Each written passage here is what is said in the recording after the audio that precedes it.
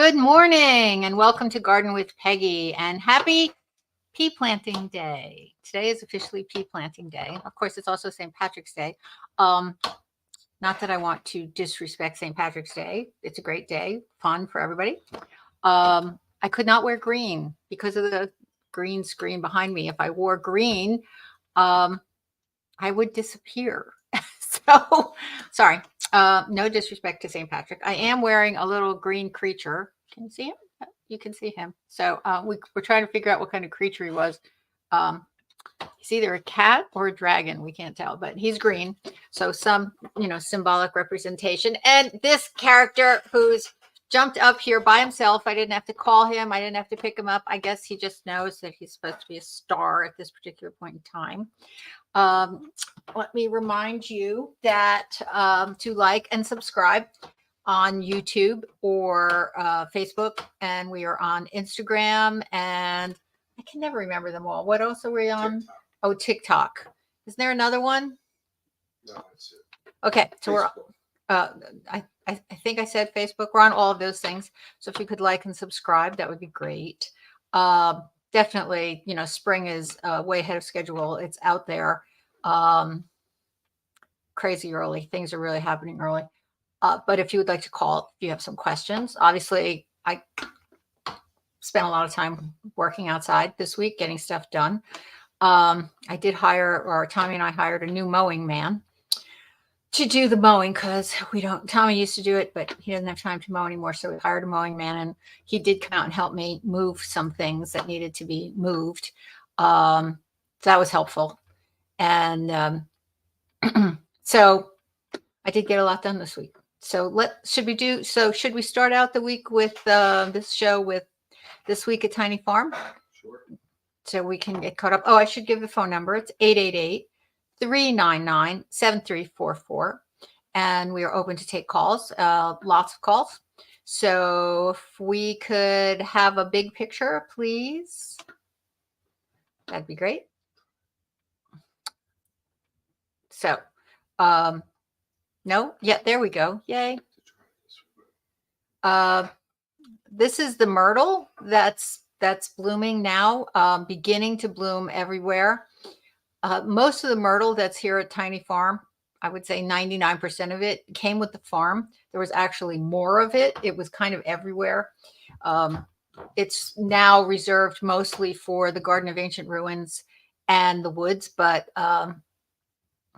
it makes me happy. Next week, I'll show you a picture of the myrtle with the daffodils blooming because they're just starting to bloom, but when they're both in full bloom, it's really pretty spectacular. This begonia was a cutting that was given to me, a rooted cutting that was given to me by Anne Marie and Uncle Art. And sometimes it looks fabulous, and sometimes it just doesn't seem to want to hold up. Maybe because it's spring, it's looking pretty good right now. You have to admit the foliage is rather spectacular. And the first big cluster of daffodils. And again, I did not plant these daffodils.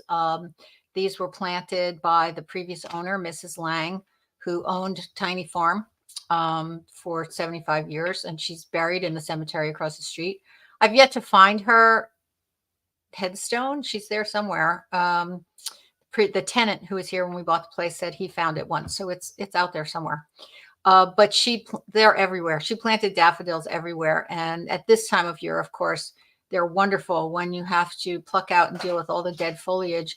I sometimes think maybe there's a little too many, but at the moment, they're fabulous. All right. So I was working in the asparagus bed, and we'll get to that in a little bit. And I came across this stick that was like a young tree, a seedling, a sapling. And I noticed the very weird thorns. See, it has a pair of thorns. It has a pair of thorns at every node. And I'd never noticed that before on anything. So I looked it up.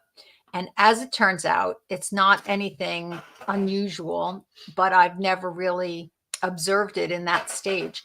It's just a plain old black locust. And they grow. I have them in the woods. the seed must have blown in because there's no black locust in the backyard or in the backyard area. Beyond the fence in the woods, there are quite a few, but if you see anything that looks like that, because they do spread and they are considered invasive. So if you see this weird thing, you may want to pull it out if it's not in a spot that you want. They grow by suckers, usually is how they spread. But in this case, it must have been a seed coming up in the asparagus bed. So the botanical name is Robinia pseudoacacia. When the flowers bloom, they have a wonderful scent. They spread by suckers. They become a thicket. If you like them, they're wonderful. If you hate them, they're horrible. But that's what they are. This is blooming right now, and it's one of my favorite early bloomers. It's just a little azalea, it loses its leaves. It's a deciduous azalea, and I have two of them out front. This is a picture of the bigger, more well-established one. Just gorgeous. They're called Cornell Pink. It's the variety name, and they bloom so early and so rich looking, and I can't help it. I look at them and they make me smile. They make me smile. So I really like this one. Again, this is a deciduous type azalea, and it's called Cornell Pink. Oh, remember this? I showed you this a few weeks ago. I showed it to you when it was in bloom. I showed it that I took cuttings, and the thing was so top heavy that the top branches fell off when it fell over. I put it in a clay pot, and if you look really closely, I mean, I just showed it to you that it had been repotted last week. And look, it's got all those little buds growing on it already. I thought that was kind of exciting. I get excited about things like that. So it's really spring. Spring does amazing things. All the plants seem to be aware that it's spring. And you remember this. This is a very fuzzy Tradescantia that I divided using the reciprocating saw, and I cut it in thirds and potted them up, and this is what they look like now, the ones that I potted up. I think they look really, really good. I'm very pleased. I may keep one of them, but I will certainly have some available for, the third one went into a hanging basket, and that's doing well too. So I may have these available for the plant exchange if I haven't given them away by then. This little cactus, it's making another flower. It flowers regularly. It's on like a candle holder to get it up above the other plants so it gets more sun. And unfortunately, I've knocked it over like 6 times, and the little babies keep falling off, which is upsetting. And yet it continues to bloom. So we will just encourage it. Oh, the chickens are laying. They're laying again. These are kind of greenish eggs, and still debating whether we're going to get baby chicks this year. But for those of you who may not be aware, chickens are light sensitive. And during the winter, they all but stopped laying. We were only getting like 1 egg a day, maybe sometimes skipping, sometimes 2. But on the average, we were getting only 1 egg a day. They're now up to 2 eggs a day, and we'll probably get more now. My flock is aging, so we probably won't get as many eggs this year. Plus, I've lost a few. We're down to a total of 14 birds, 2 of which are roosters. But as the days get longer, they start laying again. So we now have eggs again.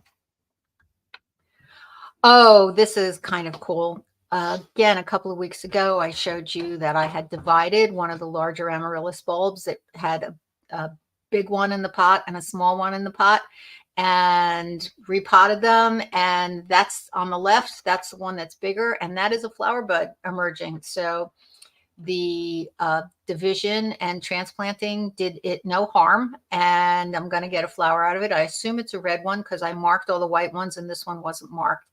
And on the right, that's a different one, but that's the biggest one. That's the one that's closest to blooming. So I can't wait to get some flowers from that one. And this, see where that arrow, that little red arrow is pointing? That's going to bloom. This is the walking iris. And the one I have in the hanging basket just is always struggling. I'm not sure why. I divided it. I took cuttings, and this is a rooted cutting, and this looks incredibly healthy. and I'm very excited about the flowers on it are so spectacular. And I will probably have, this is it's a walking iris, but it's not hardy outside. So it has to be a house plant, but I will probably have it available in the spring because I really don't need another one. The orchid is finally blooming. This is a very small orchid that Tommy and I picked up at the orchid show at Rutgers. What was that, 3 years ago, 2 years ago? Wasn't this year I got a different one. So it's been in bud for weeks and now it finally opened up, and I just love the colors. So I think it's really quite lovely, and it usually blooms for me at least 2 times a year. So it's doing very well, and it has another whole flower spike on the other side.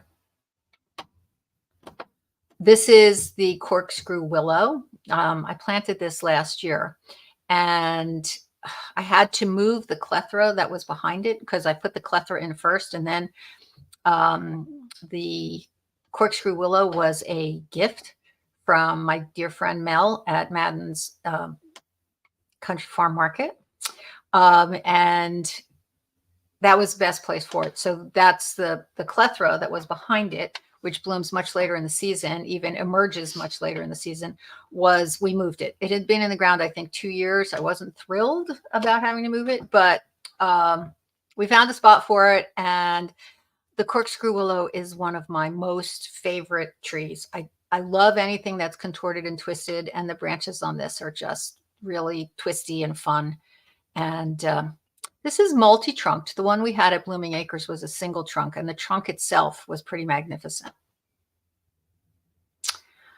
Okay, somebody asked me not too long ago whether we were going to have an early spring this year, and the forsythia is already starting to bloom, and it's only the middle of March. So yes, we're having an early spring. I don't usually expect to see forsythia until April. So we're at least a couple of weeks ahead, if not 3 weeks ahead. So still makes me happy to see them. And this lovely picture on the left is the heath with it, which has been blooming for several weeks now. And the other camellia that's just starting to open. Sometimes this one blooms in the fall. Didn't bloom in the fall this year. It held its buds. Winter was mild, so the buds didn't freeze.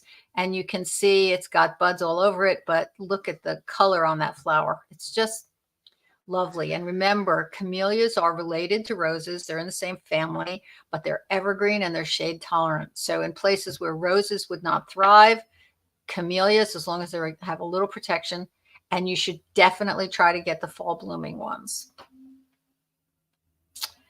And I showed you pictures of the hellebores last week, but it seems like there's twice as many flowers this week. So I thought I would just show you again. They are pretty amazing and they do really well. And there's, again, another plant that's shade tolerant and I believe slightly deer resistant too. So for those of you who put hostas in those places, you might want to consider some hellebores, because hellebores will give you flowers at a time of year when not a lot of things are blooming.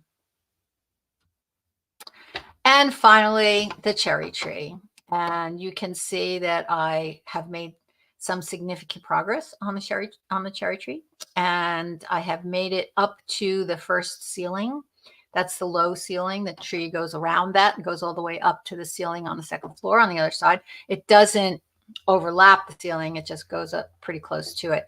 But I actually was able to get a few flowers on the ceiling. It makes it feel very three-dimensional.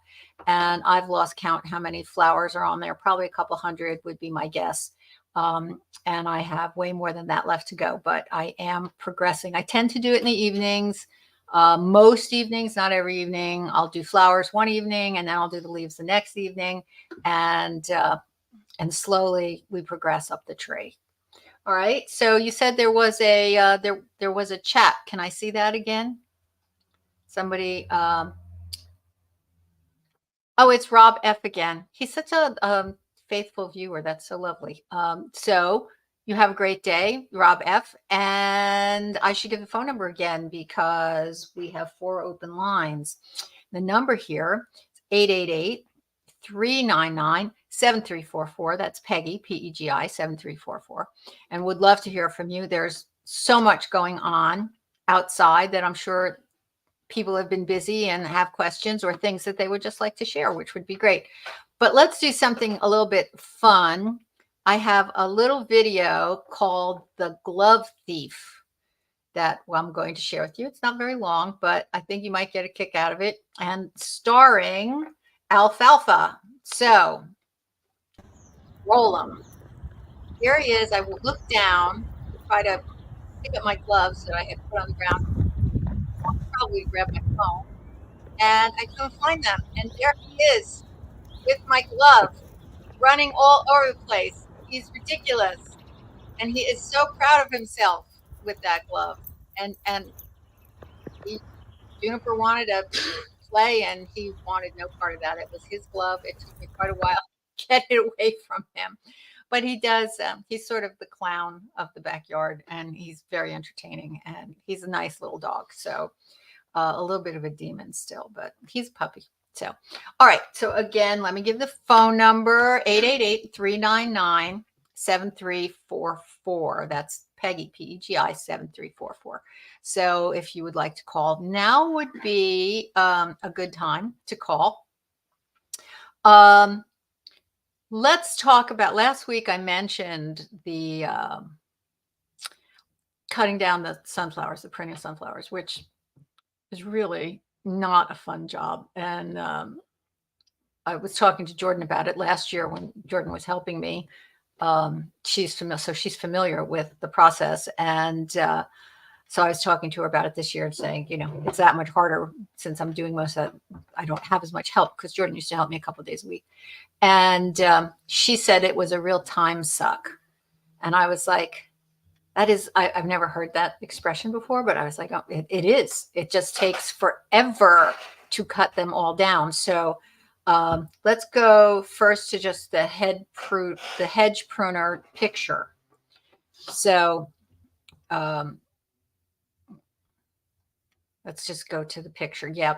So I've never owned a hedge pruner, and well, I don't even own a long-handled kind, the manual kind, because I do all my hedge pruning with hand pruners and loppers, and because I like to maintain a natural look on bushes. And in my opinion, the best way to prune is to make the bush look smaller than it started out, but in such a way that it looks like it's never been pruned, only smaller. I don't want to have that haircut look. And so I've never really felt the need to own one, but I tried the reciprocating saw, and all that did was make the perennial sunflower stalks lay down. I tried grass shears, and that did absolutely nothing. So I thought, well, let me see what I can do. So I went to the big box store and I looked at some of the name brands, the big name brands. I looked at DeWalt, I looked at Milwaukee, and they had great ones, and they were all running around $250. So I said, gee, I wonder if there's something a little less expensive, because I really don't want to spend that much money because I don't know if it's going to work. And I came across this one, which is a little bit smaller. It does have that really funny looking attachment that's for grass only. I'm not sure if I'd ever use that, but it comes with it, and you could use it to maybe trim around the edges of something. It might be useful at some point. And it's battery operated, and it was $150 instead of $250, and it was on sale for $99. So I figured, let's give it a whirl.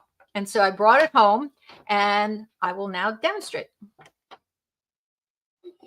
This pile of perennial sunflowers is kind of enormous, and I don't know how many, but I'd have to say close to 1,000. And they were all cut individually. I tried a reciprocating saw, and it just bent them over. I tried grass snips, nothing. I got nothing. So I decided to make a purchase, electric, battery operated hedge pruner. I have never owned a hedge pruner because I don't believe in using these for hedges, but I'm hoping that this will work to cut down all of the rest of the sunflowers. Follow me, we're going to give it a try. The idea is that these teeth will catch the stems and that's the idea. So we're going to give it a try. If this is a real time saver, it'll be worth every penny.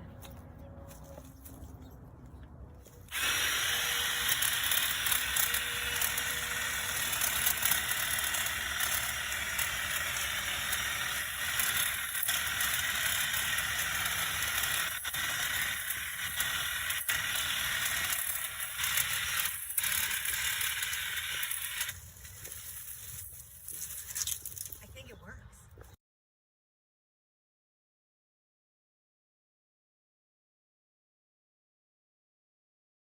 Some of the really fat ones, it didn't work on. And so there was a few I had to go through with hand pruners and clip. And you still have to gather them all. And of course, you know, when you cut them by hand, you hold them. And so gathering them is a little bit easier. But I do think it cut the time in about half. So yes, it was worth it, especially at that price. And I have a shelf in the basement where I keep all my battery chargers, and there's a big plug outlet there. So I just, you know, set it all up so that I can use it when I need it. I can't imagine there's going to be a lot of other opportunities to use it. Again, I'm never going to use it on hedges. And I think that if you were really seriously trying to do hedges, you would need something a little more powerful than that, because it's just a little guy. But it was helpful. And I'm glad I have it. I'm glad I splurged on it. $100 is still a fair amount of money to spend for one kind of plant. But if it saves me, I mean, I've already put probably 6 or 8 hours into that. If it saves me that much time at this time of year, then it's, you know, it's well worth it. And I may find other uses for it. So we'll see. Okay. Oh, we have a couple callers. Who was first? Bob. Oh, let's talk to Bob. I haven't talked to Bob in a few weeks. Hi, Bob. Sorry. Bob, are you with us? There you are. Yeah, I just got the beep. Hi, Peggy. How are you? I'm good. I'm really good. I got a lot done this week. I bet you did too. Yeah, I've been out there as much as I can be. Happy St. Patrick's Day to everybody. Yeah, in my yard, like, we have a row of forsythias in the front. They're in full bloom already. Wow. Mine are not. It's pretty amazing. Yeah, we're way ahead of schedule. Yeah. I would say 3 weeks, 2 to 3 weeks. If yours are in full bloom, I would say 3 weeks. For me, they're opening. The daffodils are opening up. It's kind of freaky. All the trees have buds on them. They're ready to open up. Whatever. It is what it is. I guess we'll have to start adjusting our growing seasons to match the weather now, you know, the climate. Well, there's definitely been climate changes for sure, but I'm not convinced it's forever. I think it's still going to be, we can still have a throwback to, you know, a colder, later spring. Right. Which we tend to always have. Right. So let's, you know, I'm just trying, we have no control over this. You know, we try to leave a minimum carbon footprint. Those of us who are really garden oriented and nature oriented and outside oriented and planet oriented and all of those things, try to leave a smaller carbon footprint and, you know, recycle and, you know, all of that stuff. We really have no control. So as a better outlook than being worried about it, I'm just going to do my best to enjoy it, because it was a great week after a really dark time. You know, it was rainy, and I enjoyed every second of it. Is that bad? Yeah, I agree with all of that. You know, it can't be bad. I do have a few questions. I do have a few questions. When would be a good time to put onion sets in? Oh, yesterday. Oh, really? Oh, yeah. Onion sets can go in February. As soon as the ground can be worked, you can put onion sets in. Remember, garlic gets planted in October. The onion family is very hardy. So, yes, you can plant them very early. Oh, okay. And what about potatoes? Oh, I hope to get my potatoes in tomorrow. Today I had to get my peas in.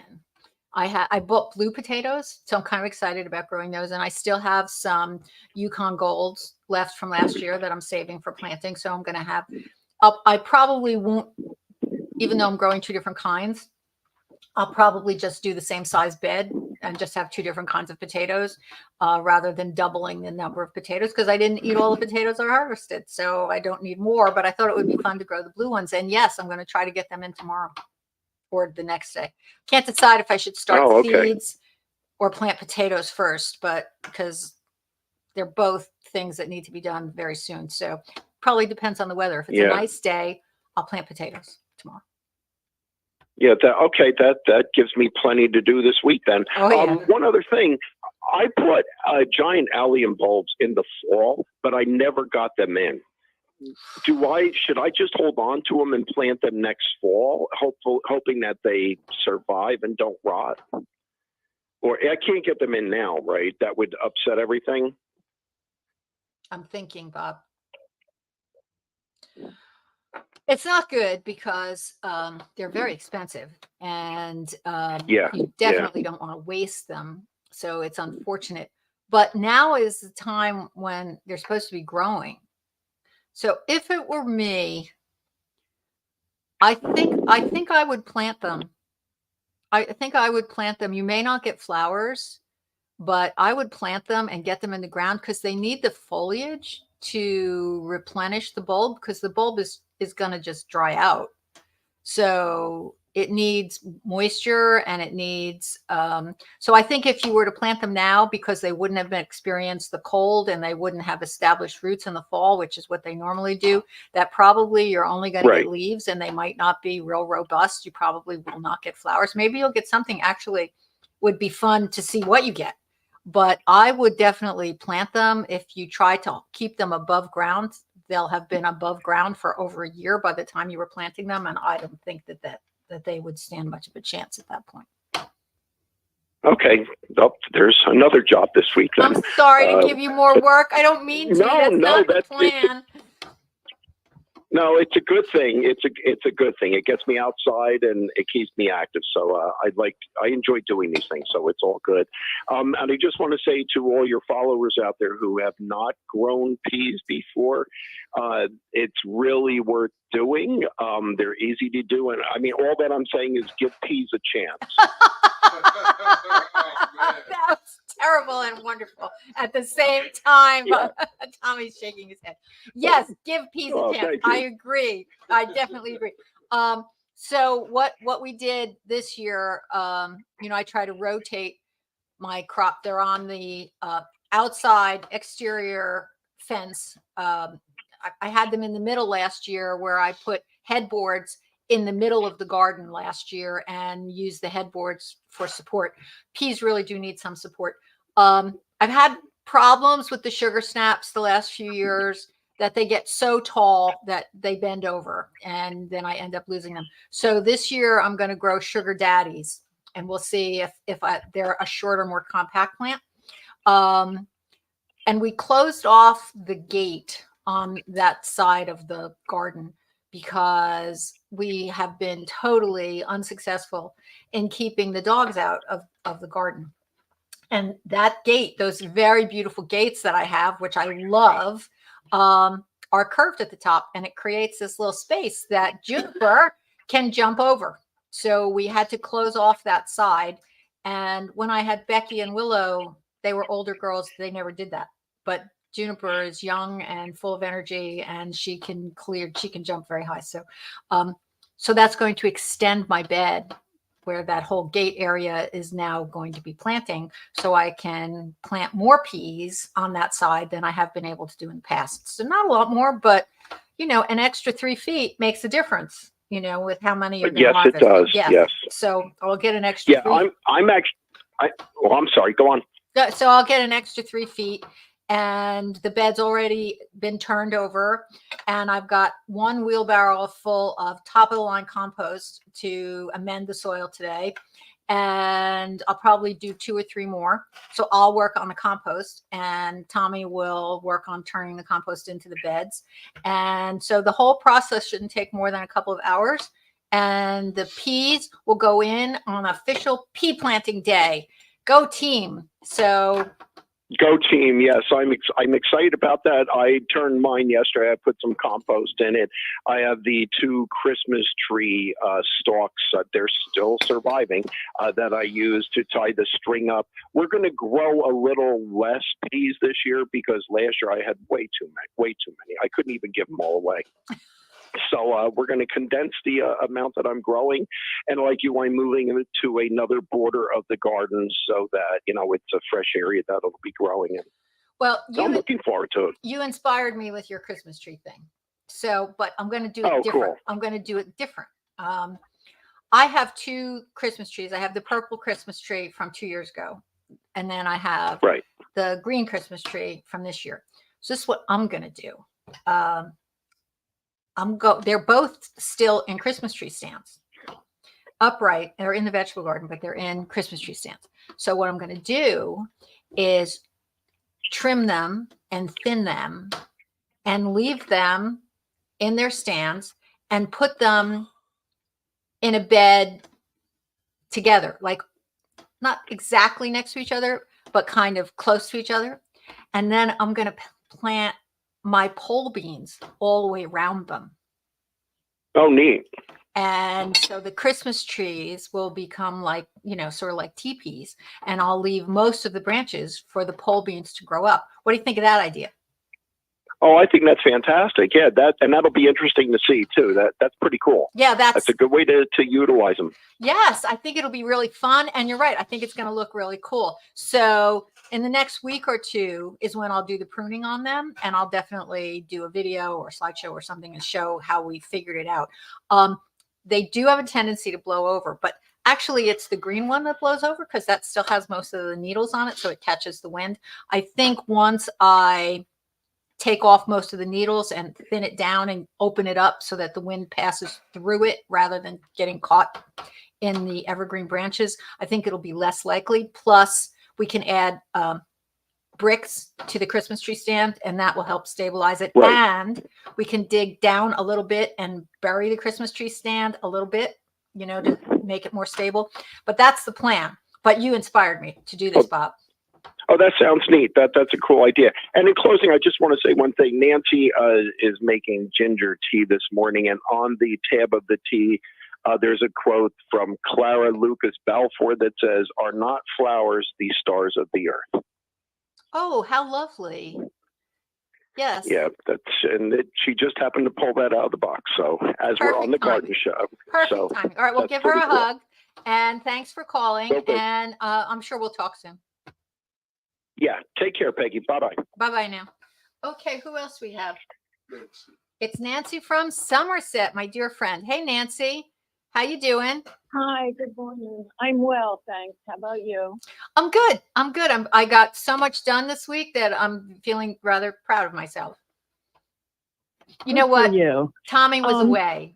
And so the best thing for me to do, and I'm not supposed to say that on the radio when he's away, but he's back now, so it's safe, or on YouTube.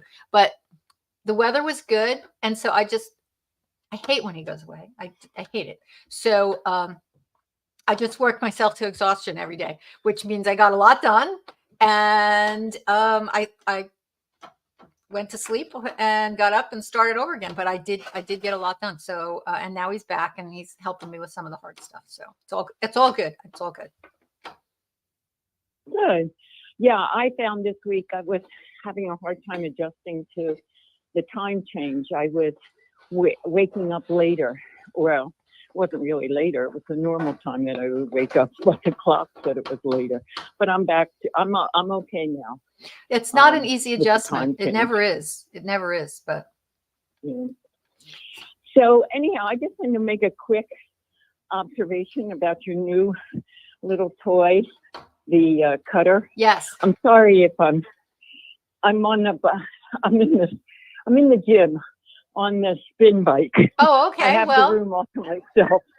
So this is my new way to watch the garden show. Okay. Is to increase my heart rate and whatever. So if I'm huffing and puffing, it's because of that. But anyhow, when you had your little video about your tool, it reminded me that yesterday I used my mower to trim down the liriope. And that always does a good job. And I can collect the green leaves and put them in the compost along with layers of brown stuff, which there's plenty of. So I just thought, wow, that thing would be great for liriope if you didn't want to use a mower, because there are some parts of my liriope edging where daffodils have come up or where there's bricks. So those areas I had to hand cut. And with that new tool that you have, I could get in there a little closer. And also here at the gym, I'm looking out at the window. I don't have decorative grasses, but that's another use of your tool. Because Yes. there are clumps of decorative grasses that have just been trimmed. And that would do a good job on that. Yes, it would. I don't have them either, but you're right. That would that would be perfect for that kind of a thing as well. So, that's a really great idea. I don't have a lot of liriope, but I do have a big patch of Siberian iris, which are all brown, and I maybe got half of them, but I will try. It would sort of be similar to the liriope, with the long skinny blades that have dried up and turned brown. So I'll try it on that, and I'll let you know if it works, just to give you an idea. Or next time I see you, I probably won't see you before you need to get it done, but maybe next year I can lend it to you and you can try it before you go out and buy one. But and I can try it. I do have a couple patches of liriope, so I could try it on that. So I'll let you know. I'll do some experimenting with it, and I'll let you know if it's good. And there's, that other little attachment, that weird claw looking thing that's supposed to be for grass. That might work even better on the something like the liriope or the, because that's not woody, and it says to only use it on grass. And it's those two plants, the Siberian iris that I want to use it on, and the liriope that you want to use it on, those are both very grass-like. So if the hedge pruner doesn't work, the grass thing might. So I'll try both, and I'll let you know. And I'll be planting my peas today too, but I do it differently than you. I do it in pea pots, so that once they've germinated, then I put them out. And that way, sometimes they don't germinate, they rot or whatever. Yeah, it's true. I know you sow thickly. I do. And to make up for that. That's exactly what I do. I sow very thickly. And I'm growing two different kinds. I'm growing the sugar daddies, and I'm going to try a small area of these purple ones that I found. So we'll see how they go. Purple. And then we'll be hearing about peas and cheese sandwiches. Absolutely. My mouth is already watering. I want some peas and cheese sandwiches. So yes, absolutely. And now that we are here live and with videos, and you can see me, I can demonstrate a peas and cheese sandwich. So we can look forward to that. Including tasting. Yes. So that'll be fun. Okie doke. All right. Anything else I can do for you today? No. I did too much yesterday. I got up and my legs were really sore. So that's why I'm at the gym and trying to work out the kinks. I can totally relate. Nancy, Tommy and I were comatose last night. So today the only thing on the agenda is to get the peas in. That's it. And then we're going to take the rest of the day off and probably do nothing, maybe go out to eat or something. But and then tomorrow I'll move on to the potatoes. But yes, the peas have to go in today. Today is the day. So we'll both be doing that. Oh, sounds good. I'll listen. See you next week. Okay. Thanks for calling. All right. Bye-bye now. Okay. Bye-bye. All right. So we did the hedge pruner. What should we do next? Asparagus. Let's do the seeds, the more seeds, because when I was looking at my seeds and going through all the packages and envelopes, somehow I never ordered any peppers. I know I had them marked, but somehow I missed ordering peppers, and I had them marked in more than one catalog, which is probably what confused me, that I thought I had ordered them from this company and I didn't. And then anyway, I ended up not having any pepper seeds, and I didn't have any cauliflower seeds. And I think I didn't order any cauliflower seeds because I think that I decided I don't want to grow cauliflower. I love cauliflower. Problem with cauliflower is you put 6 cauliflower plants in the ground and you get 6 heads of cauliflower pretty close to the same time. And we just can't eat that much cauliflower. So I thought, well, maybe I'll just skip cauliflower. But now I have a new plan, and I'm going to grow 3 cauliflower plants and 3 broccoli plants. And then maybe in another month, I'll start a few more seeds and see if we can't plant them a little bit later, another 3 and 3, so that I can stagger the harvest. Either that or I'll wait and start them for fall harvest. One of those, but I'm only going to actually plant 3 and 3 because I ended up wasting cauliflower last year. Just like Bob planted too many peas, I had too much. You get a big head of cauliflower. I mean, a big head of cauliflower lasts 2 people, several meals. And if you get 6 heads of cauliflower in the same week, you just can't eat that much cauliflower. So anyway, so that's my plan. So next, these peppers, I've never even heard of these peppers before. Jimmy Nardello Italian peppers. I am planting them based entirely on Jordan's recommendation. She says that she would have a whole garden of these peppers if she could. I trust Jordan's judgment, and I've never had them. So I thought, they're kind of similar to the Corbaci peppers. Not exactly. They're a little plumper and they're not multicolored, but she was so adamant I had to get some. So we'll definitely start some of those. And this is a giant pepper. I need peppers for stuffing. I like to stuff peppers, and I stuff them probably in a way that no one else would like them. I stuff them with bread and spices and anchovies. And that's my favorite way to serve them. Growing up, they were a classic Friday night meal, stuffed peppers, because we weren't allowed to eat meat. Being a Catholic Italian family, we weren't allowed to eat meat. So fish was acceptable. So stuffed peppers with anchovies actually became one of my favorite things to eat. So hence the giant peppers. So we'll see how they do. And the Corbacis. Love the Corbacis. Love them on the grill. That's really the main thing, that, you do them on the grill, then you just pick them up and you eat them by the stem. They're absolutely amazing. I love them. So I wouldn't want to not have Corbaci peppers. And last year, I did not grow ground cherries. And the entire summer, I was mad at myself for not having planted them. I just, I thought they'd come up from seed, and they did, but I had them in the wrong bed. They came up in the wrong bed, and I never actually moved them. So I ended up not having ground cherries. And this is one of my favorite things to eat in the garden. And I recently saw a picture of them. See how you can peel the little papery skin back and expose the fruit? That's how you eat them. But I saw them dipped in chocolate. And I thought, I have to try that. So this year, definitely going to grow ground cherries again. All right, I think that was the last slide, wasn't it? Okay. So can I give the phone number again? It's 888-399-7344. That's Peggy, P-E-G-I, 7344. 888-399-7344. So we are hoping to hear from you. We've still got about 15, 16 minutes to the end of the show. So certainly plenty of time for someone else to call if you would like to do that. So let's do the asparagus bed, because that's really something that needs to be done now. Okay, that's the asparagus bed. And you can see we have various fencing and trellises and stuff on the far right end.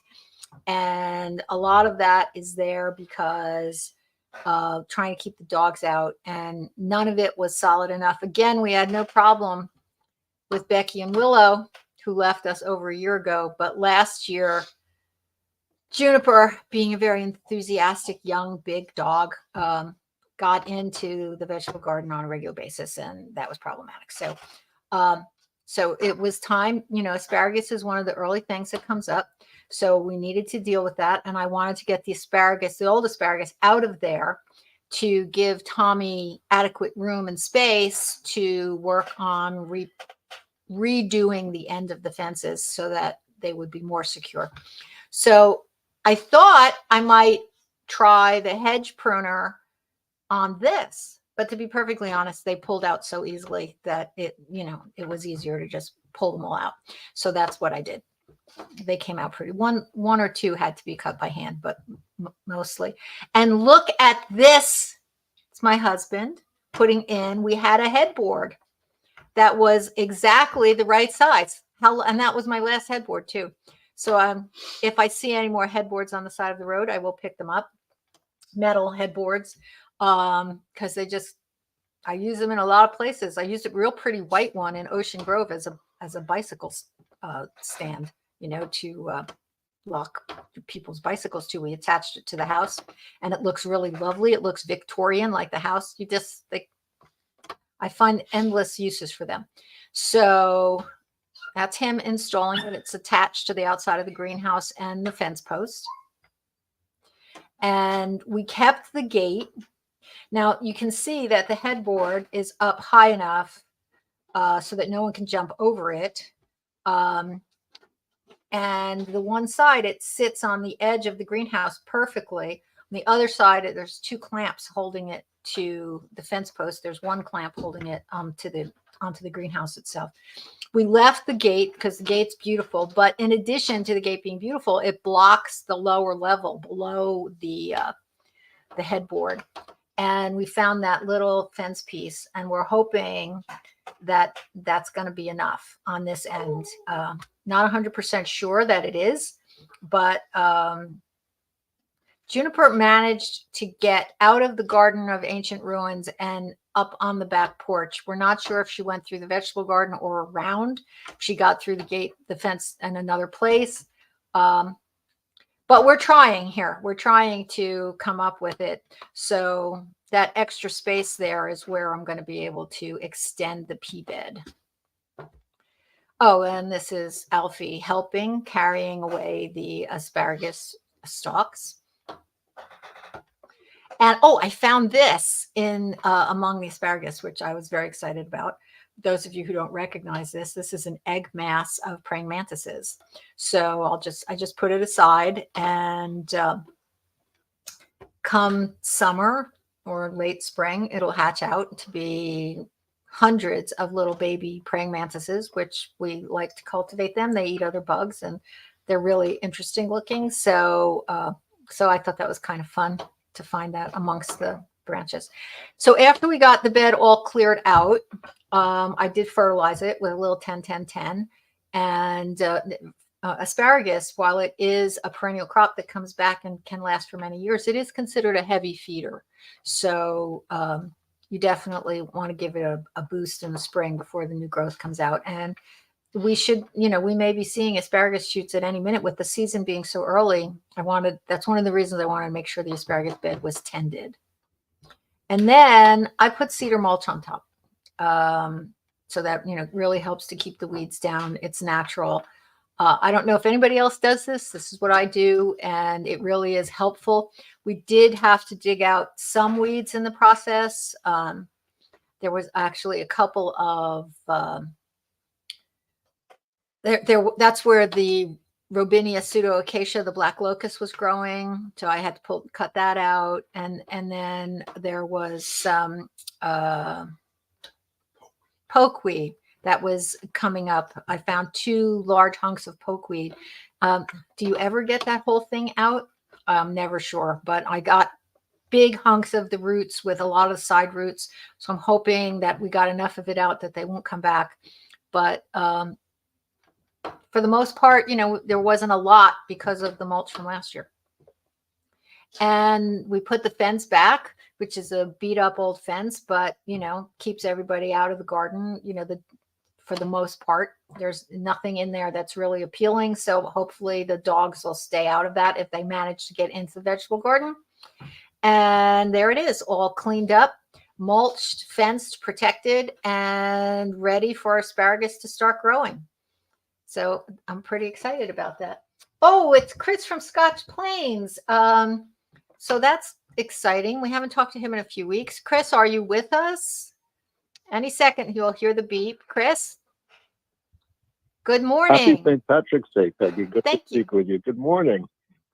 Same to I you. want to join Jordan's. I'm doing well. I just wanted to join Jordan in supporting the Jimmy Nardello peppers. I've grown Corbaci, Jimmy Nardello. If there was only one pepper that I could grow, it would probably be the Jimmy Nardello. They're sweet for salad. You could fry them. Very useful, versatile kind of a pepper. When people see them dead ripe, they assume that it's like a very hot pepper. It just turns like dark red, but very flavorful, and they're pretty prolific as well. So I'm a Jimmy Nardello fan. Well, there you go. I'm sure if Jordan is listening, I'm sure she'll get a kick out of your being supportive of her idea. So That makes two of us anyhow. well, you never I know how thought about many, how many other people are out there and how many people now are going to try them because you said it. Jordan said it. That's a pretty good endorsement to avid gardeners. So that's great. So what else is going on in your world? Well, yeah, I was going to give a suggestion about the cleaning up the liriope and the Siberian iris. If I can get to it early enough, I have like big swaths of both plants with nothing else in between. And oftentimes I'll just put my push mower with a bagging attachment and actually mow over everything before the growth starts coming up. And it does do a good job about taking up all the dead material, or at least a lot of it. And again, if nothing is growing above the ground, you're pretty safe. You're not really damaging the plant. So, that's something I've been doing for a couple of years, and it has worked pretty well for me. And I'm glad that works.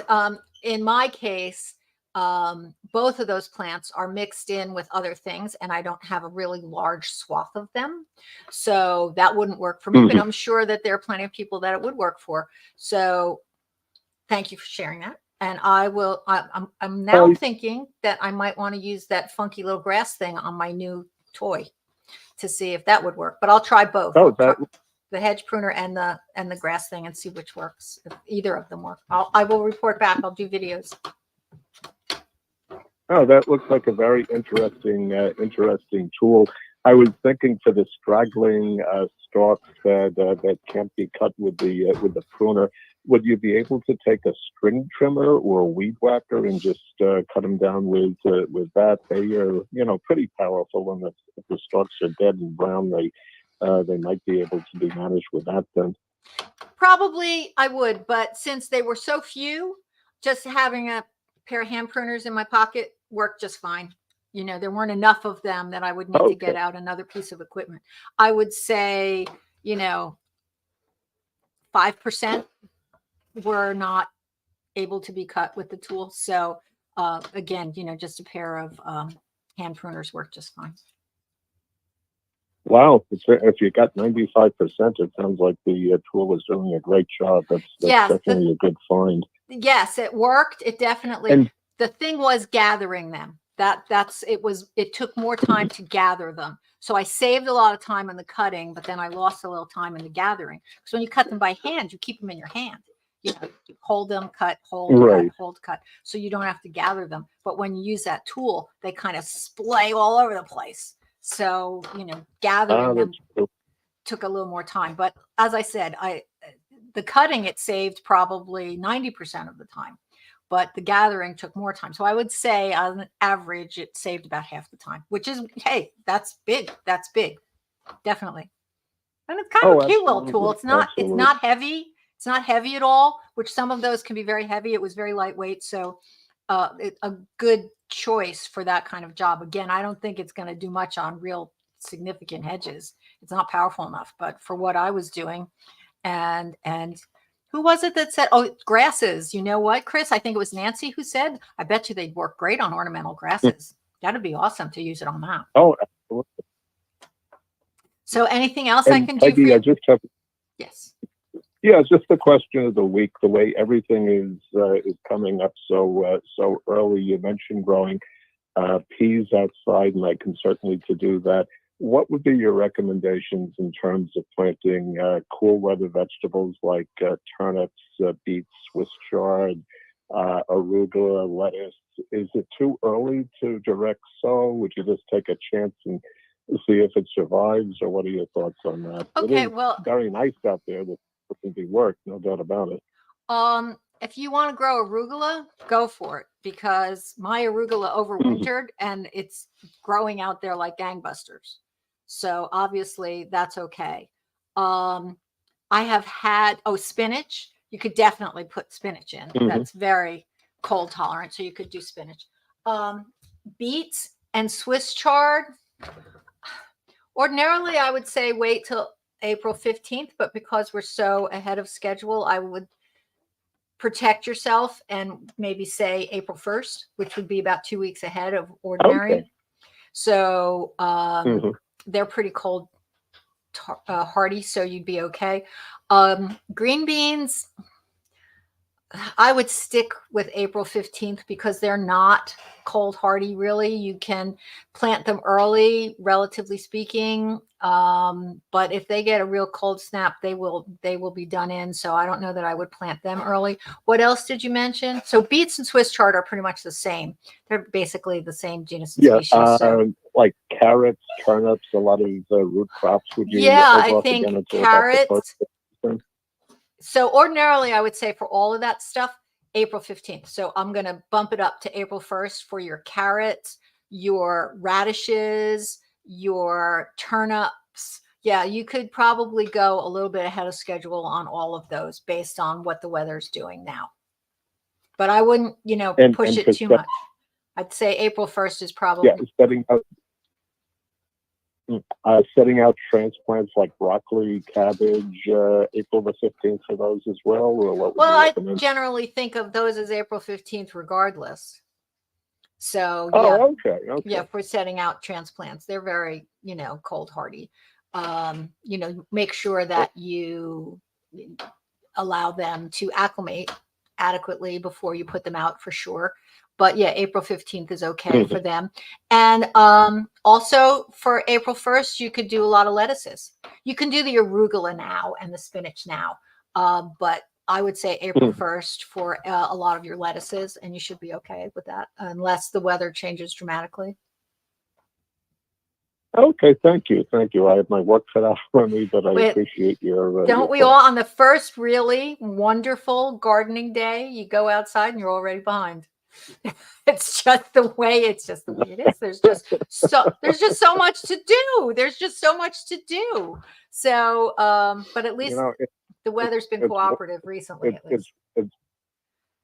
I was going to say it's wonderful, but it's overwhelming at the same time. So it's like very good and very bad. But I guess I'll just enjoy it as best as I can now. Chris, I appreciate you saying that because I always think it's just me. But it's true. Oh God, yeah. It's how it feels. It feels like, yes, there's just so much to do. So, one foot in front of the other, one trowelful after another, and just, work your way across all the things that need to be done. At least it's been beautiful, and I've been really enjoying that. So, and I realized the other day that my neighbor has a rooster. Most definitely. The dogs got me up at 5 o'clock in the morning. They needed to go out. With Tommy not being here, their schedule gets really messed up because he lets them out late, that sort of thing. So they had to go out at 5 o'clock in the morning, and I heard a rooster. And I was out in the backyard. It wasn't my rooster. I could tell definitely it was a rooster way in the back of the woods. And I heard a rooster. And in response, my rooster started.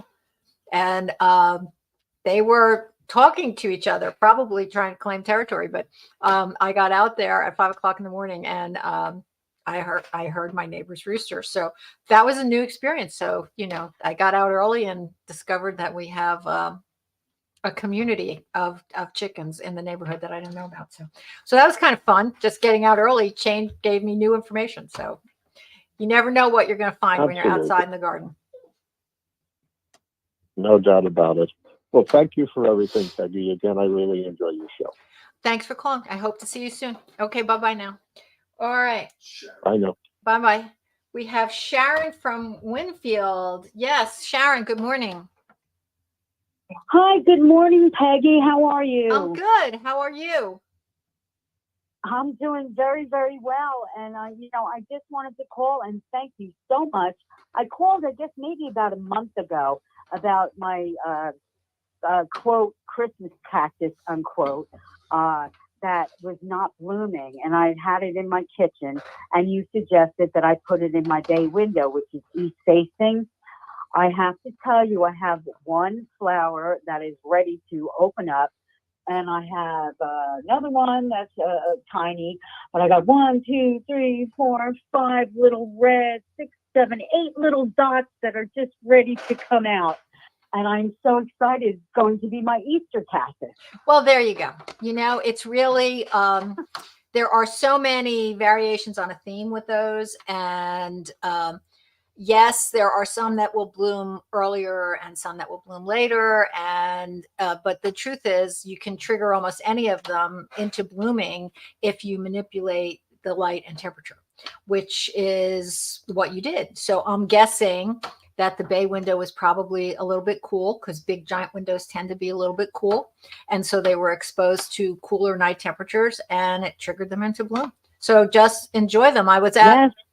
where was I? was at the farm in Chatham, that place. And they had rows and rows of Christmas cactus type plants in bloom, in hanging baskets. And they were magnificent. And I don't know if it was a different variety or if they just manipulated them or a combination, but they had maybe 100 hanging, beautiful in all different colors.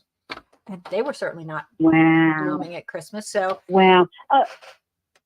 I'm sorry, Peggy. Just one more quick question. My daughter gave me 2 air ferns for Christmas. And I'm like, what the heck do I do with these things? I don't know.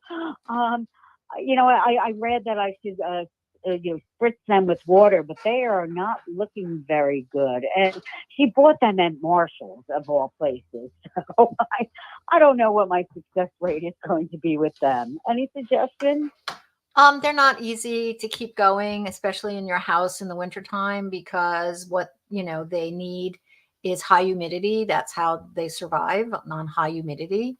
And your house in New Jersey in the wintertime is probably not very high humidity, and misting them is not really an adequate substitute for 24 hours high humidity. Oh, by the way, I also saw, I also saw in IKEA rows and rows of houseplants in the basement. I don't know. I don't understand why these stores think that's a good idea, but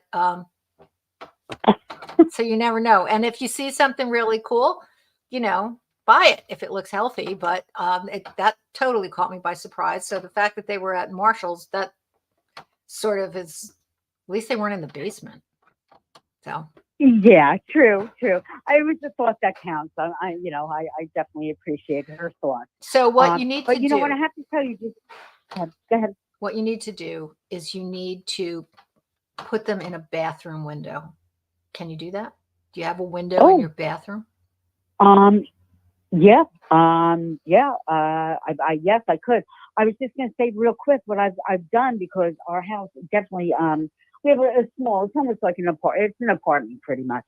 But what I've done to keep up the humidity in the house, I got myself like a cast iron little pot, and I put in my leftover lemons and oranges and some clove and maybe a couple of drops of vanilla, and I keep that simmering on the stove, and that's kept the humidity up to around between 45 and 50. Well, and I bet that smells really good too. I bet that smells amazing. It really does. Yeah, I bet that smells fabulous.